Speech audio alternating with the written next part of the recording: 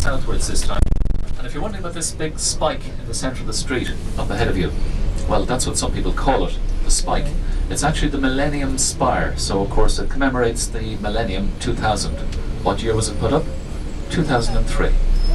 Just 3 years late. And some people were a bit upset that the design was by an Englishman, but you know, things have changed since we got our independence.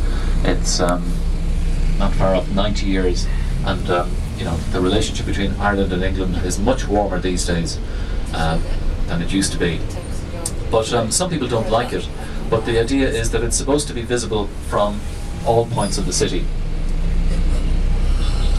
I see a huge number of taxis in the city these days, hard for anyone to make a living. But I think it's actually quite distinctive. Also, you notice that the metal, although it's been up there 7 years, it's not corroding, so that's part of the design, but it's supposed to retain its beauty. And at the bottom, it does look quite beautiful. But as I say, some people aren't very impressed with it. But as I say, Dubliners love giving nicknames, so some people call it the Spike instead of the Spire. Other people call it the Stiletto in the Ghetto.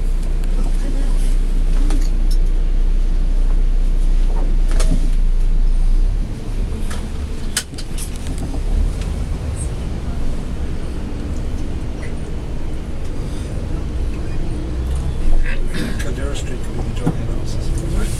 Kildare Street could be the joint analysis. Thanks, yeah.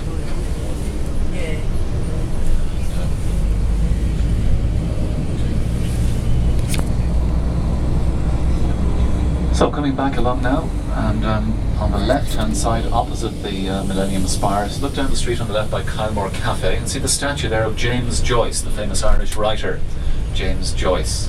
There's the General Post Office again. But Joyce, of course, most famous as the father of the modern novel, and probably his most famous work is Ulysses or Ulysses. One day in the life of two Dubliners, Stephen Dedalus and the Jewish gentleman Leopold Bloom. And Leopold Bloom takes a walk through Dublin on June the 16th, 1904. A very specific date. Now have a look at the tram on the ahead of you there. That goes quite close to the hotel. It's known as the Lewis, and it's a very quick, efficient system.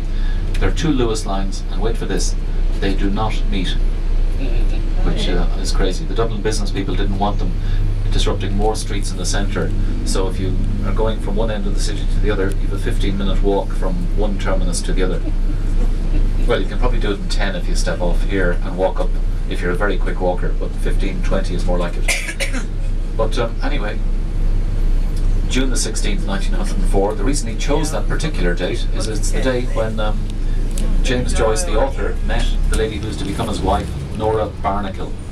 And she's commemorated, immortalised as Molly Bloom in the final chapter of Ulysses, Molly Bloom's Soliloquy, which is a 40-page section of the book without any punctuation whatsoever, not a full stop or a comma in sight. But the most commonly used word in it is yes.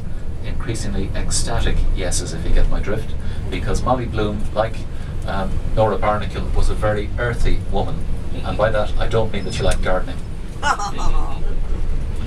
So we've just crossed over to the south side of the city on O'Connell Bridge, and coming along D'Olier Street, which is not a particularly Irish name. D'Olier was a Huguenot name, or Huguenot. So I mentioned that the majority of Irish people were baptised Catholics, and still are, but over the years, you know, we've had many other faiths here. The second most common faith by numbers would be the Anglican Church, which is known here as the Church of Ireland, or just the Protestant Church. So Church of Ireland does not mean Catholic, it's the same as Church of England, you know, Anglican. And then of course you'd have next in number would be Presbyterian, and then much smaller numbers of Baptists and Quakers and various other denominations. And increasingly with immigration into the country, we have an increasing number of Muslims, Hindus and various others. And of course with Africans coming here, we have the Pentecostal churches.